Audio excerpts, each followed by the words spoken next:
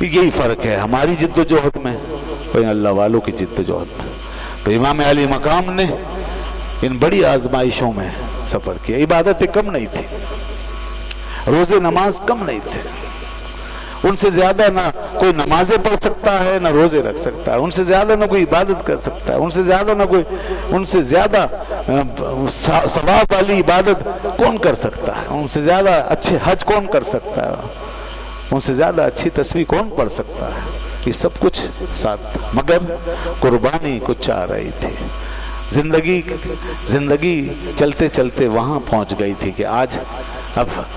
جو کچھ ہے وہ قربان کرنا ہوگا، اب دنیا کو حق و باطل کا فرق اس طور پہ بتانا ہوگا۔ یہ تھا ان کی عبادتیں سب کچھ بتا رہی تھی، ایک اسٹیج پر ان کی نمازیں تسبیحیں یہ سب کچھ بتا رہی تھی، حق یہ ہے باطل یہ ہے، ان کا ایک ایک سانس یہی کچھ بتا رہا تھا۔ مگر جب وقت آ گیا، وہ منزل آ گئی کہ اب ایک بہت بڑے اسٹیج پر ایک بڑی قربانی کے ساتھ دنیا کو بتا کے جانا ہے،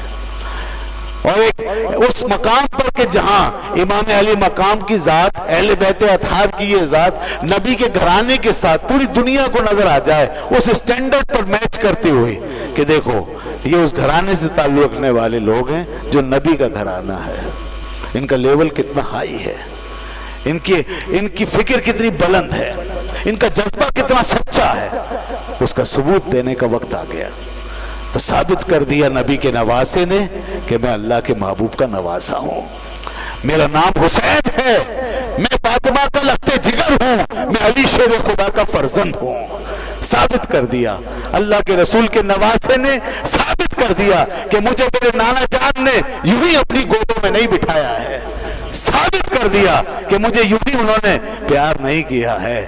مجھے یوں ہی نہیں انہوں نے اپنے کندھے پہ سوار رکھا، یوں ہی نہیں میرے ناز اٹھائے گئے، یوں ہی نہیں میری تعریفیں کی گئی، یوں ہی نہیں میرے رتبے بنائے گئے۔ میں ثابت کر کے جا رہا ہوں کہ جس حسین کو نبی نے اتنی بلندیوں پہ پہنچایا ہے، وہ آج یہ ساری قربانیاں ان مرحلوں سے گزرنے کے بعد اور ان ساری پستیوں سے گزرنے کے بعد ثابت کرنا چاہتا ہے کہ وہ اس بلندیوں کا مستحق ہے، ان بلندیوں کا مستحق ہے، اور انہوں نے سب کچھ لٹا دیا، پرواہ نہیں کی۔ دوستو کیسا ظلم تھا، سوچو تو صحیح، غور تو کرو کہ پیاس سے مارا گیا، جن کے بچوں کو رلایا گیا، تڑپایا گیا، وہ زبان جس کو رسول کائنات چوستے تھے، اس زبان کو پانی کے لیے ترسایا گیا۔ یہ آزمائش تھی، اور یہ نہ سمجھنا کہ آج حضرت حسین کے لیے دنیا میں کچھ نہیں، آج پانی ان کا ختم ہو چکا، نہیں، یہ ساری دنیا ان کی ہے۔ یہ دنیا کیا ہے؟ دنیا کی تو کوئی حیثیت نہیں، نہر کوثر، حوض کوثر کی نہریں ان کا استقبال و انتظار کر رہی تھی، ان کے لیے کیا کمی تھی؟ مگر یہ آزمائش تھی، وہ زبان جس کو اللہ کے رسول چوستے تھے محبت سے بچپن میں، اور اسے پانی کے لیے ترسایا جانا، وہ بچے جو پھولوں سے بھی زیادہ نازک، وہ جو دنیا میں کسی بھی روشن چیز سے زیادہ روشن منور، وہ پاکیزہ ہستیاں، وہ مبارک بچے جنہیں آسمان کے فرشتے ستاروں کی طرح جگمگ کرتا دیکھتے ہوں گے، ان کو کیسے تڑپا تڑپا کے مارا گیا، ان کے حلقوں میں تیر گھونپ دیے گئے، ان کے جسم کے ٹکڑے ٹکڑے کر دیے گئے، ان کو کربلا کے میدان میں خاک و خون میں تڑپا دیا۔ اور کیا دلدوز اور ہیبتناک منظر ہے، ذرا سوچو کہ جس وقت حضرت امام کے ہاتھوں میں معصوم علی اصغر، جس کی پیاس کے لیے وہ گئے تھے نہر فرات میں وہ پانی حاصل کرنے، تو وہ معصوم،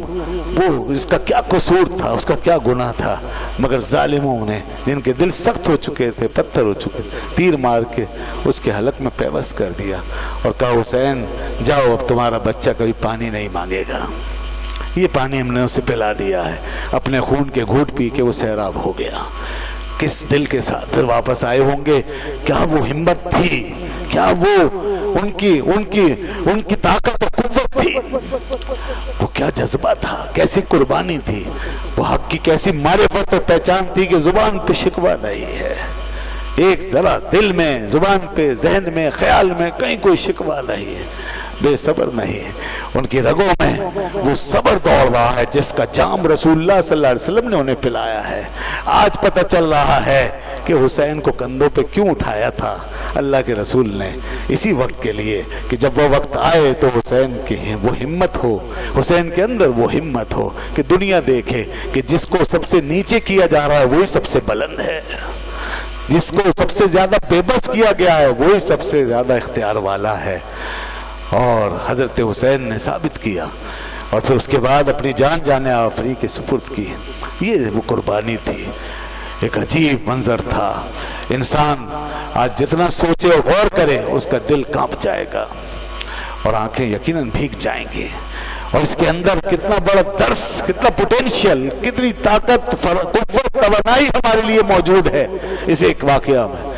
لوگ اپنی تاریخ کا ماتم وہ کریں جن کے پاس کچھ نہیں ہے،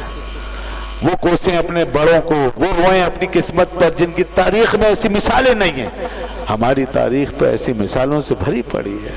یہاں ایک کربلا کا واقعہ یہ پوری قوم کو، پوری امت کو زندہ کر دینے کے لیے کافی ہے۔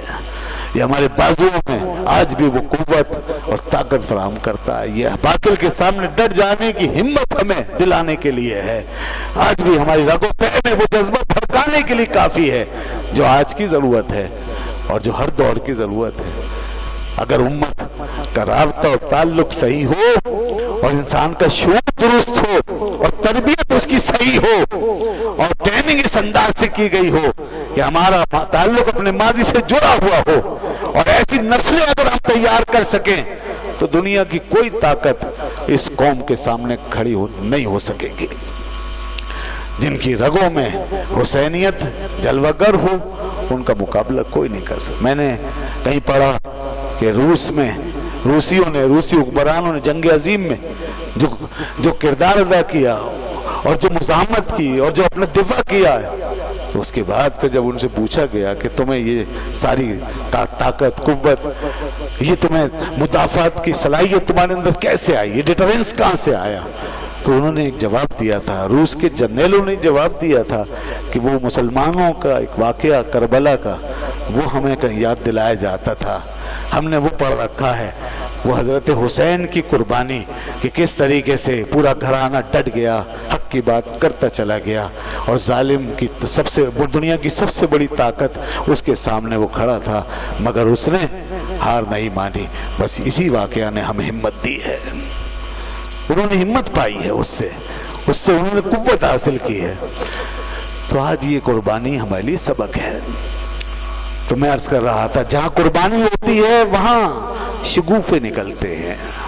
وہیں سے کچھ نیا تعمیر ہوتا ہے،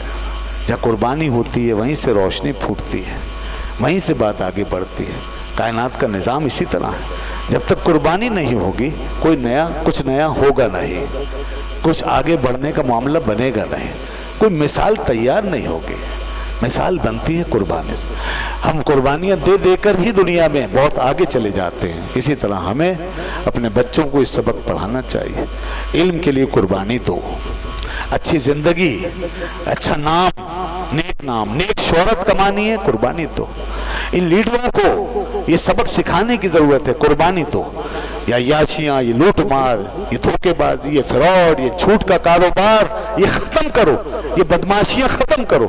اگر تمہیں یہاں اس دنیا میں ہمیشہ رہنا ہے، کوئی نام کمانا، تو قربانی دو، اپنے عیش و عشرت کی قربانی دو، قوم کے بیچ میں آ کے کھڑے ہو، ہمارے ساتھ کھڑے ہو، اس قوم کے درد کو سمجھو، اس کی غربت کو سمجھو، اس کے افلاس کو سمجھو۔ جو لیڈر اس قوم کے بیچ کھڑا نہیں ہو سکتا وہ لیڈر کیسے بن سکتا ہے؟ جو اتنی سی دھوپ، اتنی سی تمادت اور اتنی سی مشقت برداشت نہ کر سکے وہ لیڈر کہے گا؟ آج پوری قوم کے اوپر، اس کے اعصاب پر یہ زوال طاری ہے، یہ انحطاط طاری، یہ پستی، یہ انحطاط، یہ زوال ہمارے پر سوال ہے۔ اتنے ہی بلند و بالا قربانیوں کا درس اپنے پیچھے رکھنے کے باوجود آج قوم پستیوں میں، ذلتوں میں اتر، اتنی قربانی بھی نہیں دینا چاہتی جتنا آج کا کافر دے رہا ہے، جتنا آج کا کافر دیتا ہے، ایک غیر مسلم دیتا ہے، اتنی قربانی بھی نہیں دے سکتے۔ اور جب اتنی قربانی بھی نہیں دے سکتے تو کافروں کے حال سے بھی بہتر نہیں ہو سکتے، اور بہتری کیا پائیں گے؟ کافروں کے حال سے بھی بہتر نہیں ہو سکتے۔ پھر یہی گلیاں ہیں، یہی محلے، یہی بستیاں، یہی ملک ہوگا اور ایسی ترقی ہوگی۔ قربانی دیے بغیر کوئی قوم آگے بڑھ نہیں سکتی۔ कुर्बानी देंगे तो बात बनेगी, और जिस रास्ते पे कुर्बानी देंगे उसी रास्ते पे आगे बढ़ेंगे। मुसलमान का रास्ता सबसे आला है। इमाम हुसैन ने वही रास्ता दिखाया है कि जमीन पे बसने वाले इंसान एक खाक नशीन तो अर्श नशीन बन सकता है, फर्श नशीन अर्श नशीन बन सकता है, खाक के पुतले तो आलम मलकूत पर भी गालिब आ सकता है अगर तो अल्लाह की मोहब्बत में डूबकर उसके रास्ते पे चलता चला जाए और उसकी मोहब्बत दिल में बसा के उसके महबूब के नक्शे कदम को सामने कायम करके अगर बढ़ता चला जाए और वक्त की किसी ताहूत को खातिर में न लाए तो फिर देख तो हुसैनी किरदार से लबरेज होकर वहां तक जाएगा जहां दुनिया में कोई नहीं जा सकता, जहाँ सारी मादी ताकतें हकीकतें पस्त हैं, और फिर तेरा नाम उन सुनहरी हुरूफ में लिखा हुआ होगा जिसको दुनिया की कोई आंधी और कोई हवा मिटा नहीं सकती, दिलों की तख्ती पे नक्श किया जाएगा। हजरत हुसैन आज इसी कुर्बानी, इसी रूहानियत, इसी बुलंदी, अजमत और शौकत के हवाले से जिंदा हैं, और आज अहले ईमान और दुनिया के सारे सोचने वालों के ज़हन, फिक्र, दिल, दिमाग में उनका नाम लिखा हुआ है। जब भी अजीमत की बात होगी, जब भी हक व बातिल की मार हराई होगी, जब भी दो कौमें आपस में टकराएंगी, जब भी कहीं मुआशरे में इनकलाब आएगा, इमाम हुसैन की याद जरूर लाएगा, करबला का वाकया जरूर दोहराया जाएगा, उनकी मिसाल जरूर आएगी, फिर सर झुके नजर आएंगे, दिल बिछे होंगे, रूहें गुदाज होंगी, और फिर हजरत हुसैन का जिक्र होगा, फिर करोड़ों ज़बानें उनकी तारीफ में रत्बुल लिसान होंगी। ये इतनी बड़ी फतह है कि यजीद अगर ऐसी 10 हुकूमतें भी और ले आता और ऐसी हजारों साल के दौर पे मुश्तमिल भी कोई और हुक्मरानी उसके पास होती तो भी वो ये मकाम ना पा सकता। अपनी सारी कुव्वत ताकत के बावजूद, जाओ हशमत के बावजूद, तमाम फौजों, लश्करों, असलिया और तमाम मादी ताकतें रखने के बावजूद आज यजीद का नाम लेने वाला दुनिया में कोई नहीं, और जो लेगा तो वो यजीदियों के साथ ही वो क्या हो जाएगा, शुमार किया जाएगा, यजीदियों के कैंप में दाखिल हो जाएगा, उसका ताल्लुक हुसैनियों से कट जाएगा,